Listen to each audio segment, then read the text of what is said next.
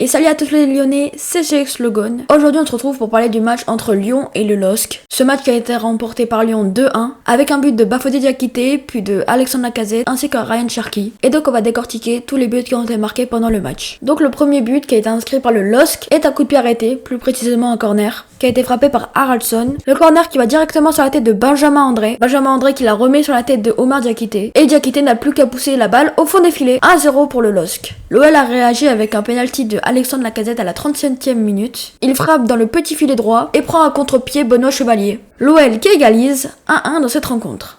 Le but du 2-1 mettra du temps à être marqué, car à la 70e, le magicien Ryan Cherki rentre dans la surface pour dribbler tout le monde. Malheureusement, il échoue, donc la frappe est repoussée. Mais l'Argentin Thiago Almada qui traînait là, envoie un long centre pour Tagliafico.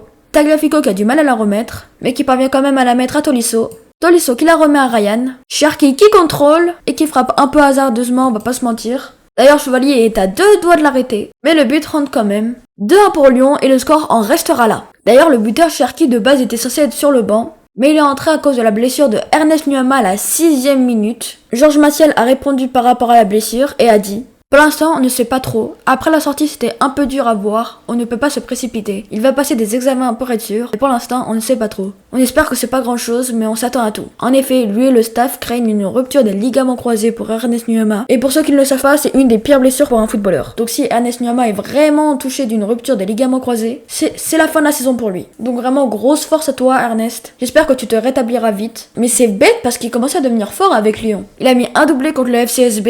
Il a mis un but contre Nice. Un but plein lucarne qui trompe complètement Martin Bulka. Et il a aussi mis un but contre Montpellier. Surtout qu'on a bientôt un match contre Manchester United. Donc la blessure là, elle n'est vraiment pas top. Maintenant, je vais vous parler de deux grosses occasions. Donc la première, c'est une frappe à bout portant de Fernandez Pardo. Mais le dieu Lucas Perry est là et l'arrêt de la tête. Plutôt spécial pour un gardien. Et la deuxième grosse occasion pour Lyon cette fois-ci, c'est à la 90e. Almada est proche de marquer. Malheureusement, j'ai pas réussi à vous trouver de vidéo pour vous illustrer tout ça. Mais vraiment, il avait juste un tapin à mettre, il a pas mis. Mais dans tous les cas, c'est pas grave parce qu'on a quand même gagné. Parce que sinon, je crois que tous les gones auraient commencé à le détester. Maintenant, on va parler de mes tops et de mes flops. N'hésitez pas à me dire les vôtres en commentaire. Ou alors si vous êtes d'accord ou pas avec moi. Donc mes 3 tops, c'est Almada, Cherki et Tagliafico. Almada, je le mets quand même parce que ça a été vraiment le médiateur au milieu de terrain. Si vraiment il avait marqué ce but, ça aurait été la cerise sur le gâteau. D'ailleurs, ça a été le joueur qui a le plus couru du match. Il a couru 12 km. Je sais pas si on s'en rend compte, c'est une dinguerie. En deuxième, je mets Cherki. Bon bah, est-ce que j'ai vraiment besoin de m'expliquer? Il a sorti un de ses matchs. Toute la rencontre, il a fait du sale sur son côté droit. Et ceci parce qu'il est buteur. Et mon troisième top, c'est Tagliafico. Oh là là, si on arrive à le prolonger, ça serait vraiment un banger.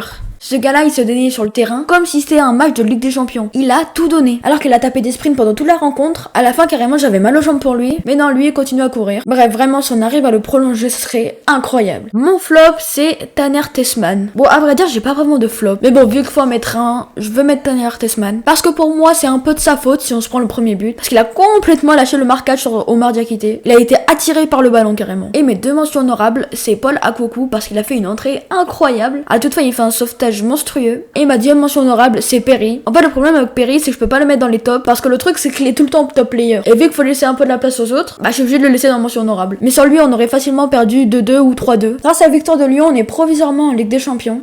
Mais bon, on va peut-être se faire dépasser par Strasbourg. Parce que s'ils gagnent contre Reims, ils vont nous dépasser et donc nous, on va être 5e. Donc pour finir, je suis très contente de Lyon. Parce qu'il a su relever la tête après la défaite 4-2 contre Strasbourg. Et donc maintenant, on peut espérer à la Ligue des Champions. Sur ce, c'était GX Logan. Ciao.